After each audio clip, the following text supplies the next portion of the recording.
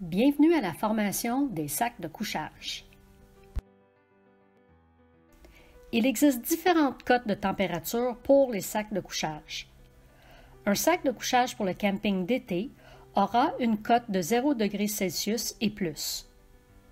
Un sac de couchage pour le camping 3 saisons aura une cote de moins 15 degrés Celsius à moins 1 degré Celsius. Finalement, un sac de couchage pour le camping d'hiver aura une cote en dessous de moins 15 degrés Celsius. Alors que les degrés indiqués sont à titre informatif et non une garantie de chaleur, ce qu'il faut retenir est que ces températures indiquent la plus basse température pour laquelle le sac peut tenir la personne au chaud. De plus, les cotes prennent en considération que l'utilisateur portera une couche de base et utilisera un matelas de sol sous son sac de couchage.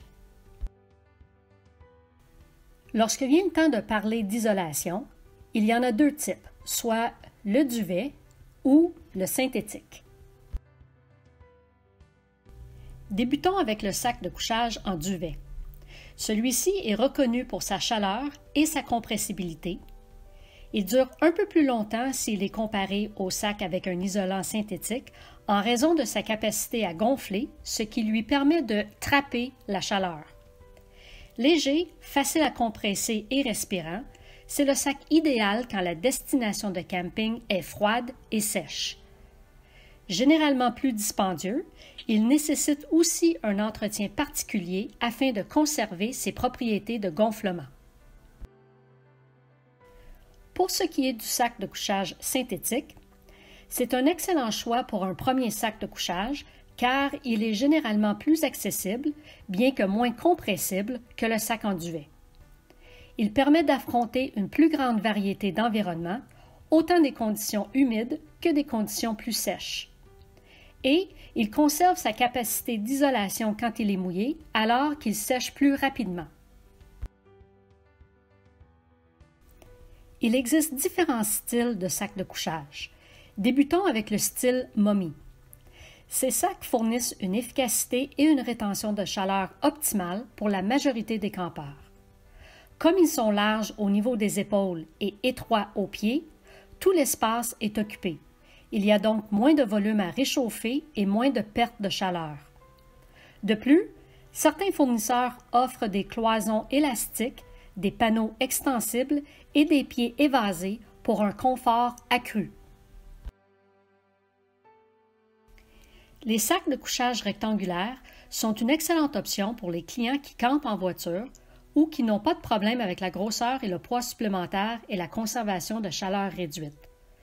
Alors que l'espace supplémentaire égale plus de confort, cet espace engendra également plus de perte de chaleur et de poids.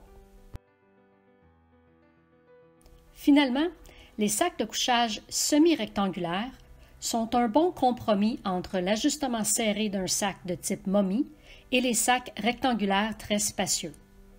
Étant plus fuselés qu'un sac rectangulaire, ils sont parfaits pour ceux qui bougent la nuit et qui ne se préoccupent pas du poids et de la perte de chaleur. Saviez-vous qu'il y avait des sacs de couchage spécifiquement pour femmes? Ce type de sac est fuselé différemment d'un sac pour hommes. Sa principale différence est qu'il sera plus étroit aux épaules et plus large aux hanches. Il a également habituellement plus d'isolant aux pieds pour augmenter la conservation de la chaleur. Et il est davantage isolé qu'un sac pour hommes. Lorsque les cotes sont attribuées, les tests prennent en compte le fait qu'une femme a davantage besoin d'isolation qu'un homme. Les sacs de couchage sont généralement offerts en deux longueurs, soit ordinaire et long. Si votre client mesure moins de 6 pieds, lui suggérez un sac ordinaire. Toutefois, si votre client mesure plus de 6 pieds, lui suggérez un sac long.